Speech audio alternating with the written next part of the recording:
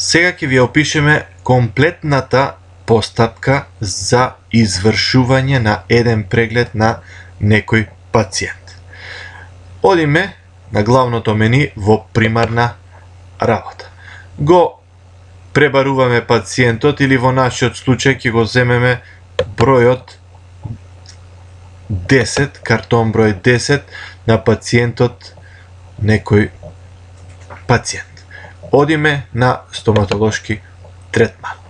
Овој пациент е пациент од областа хирургија и ќе му извршиме неколку интервенции. Одиме на првата интервенција, еве да кажеме на соодветно запче 4.6. Кликнуваме со десно копче на глувчето, се појавува мени. Овие услуги што се појавуваат со дебели букви се приватни услуги, додека во областа хирургија се појавуваат соодветно услугите кои смеат да ги извршат хирурзите. Еве да кажеме ова услуга, хируршка ревизија на рана. Може би јас сега не ги знам точно услугите, меѓутоа принципот ќе го запазам така како што треба. Со избирање на оваа услуга, автоматски се активира долниот дел, каде ни пишува соодветна дата, која можеме да ја промениме, пример 01.04.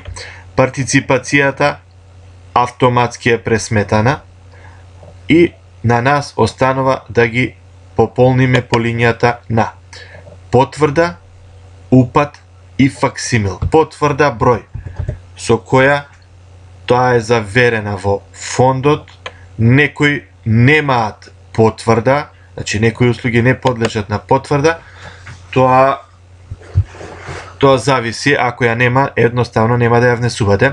Упат со кој е дојден овој пациент до вас, пример, упат 123, факсимил на лекарот кој го праќа, 6000112.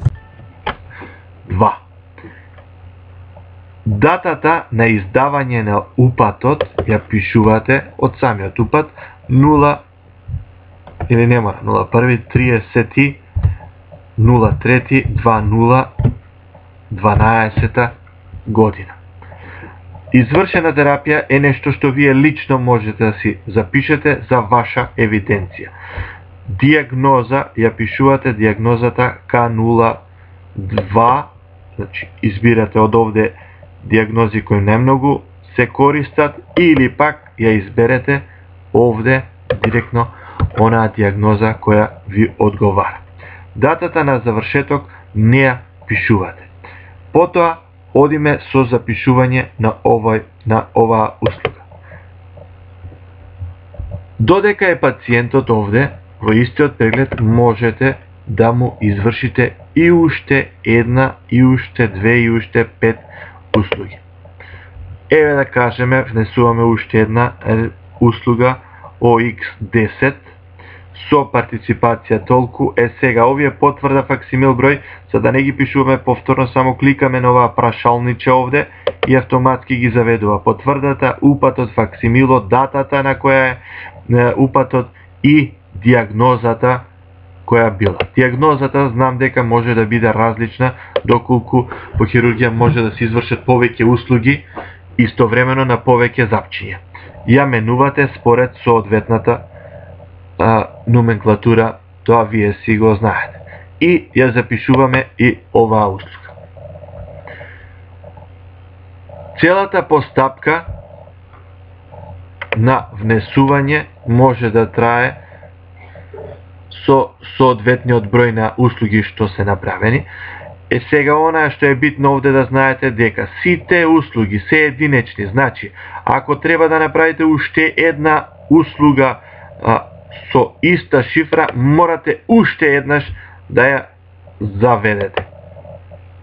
Или 3-4 пати сега соодветно на друго запче. Да кажеме еве 4.8. По запишувањето на овие три услуги, сите тие се евидентираат горе, меѓутоа се уште ништо не е запишано. Ако кликнем откажи, како ништо тоа да не се случило. Сега онаа што е карактеристично е дневник број. Каде, во кој број на амбулантен дневник ќе се заведат овие услуги? Овој број автоматски се инкрементира, зголемува со секое наредно внесување, меѓутоа вие можете да го вметнете во точно број на дневник, пример 122. И со внесување на воред, овие услуги, еве сега ги запишуваме, се внесени. Внесени во амбулантниот дневник. Ако го отвориме пак картонот на пациентот и одиме на стоматолошки третман, ќе видиме дека сите тие услуги веќе се запишани и овде во кјошот пишува дека се во амбулантен дневник 0122/12.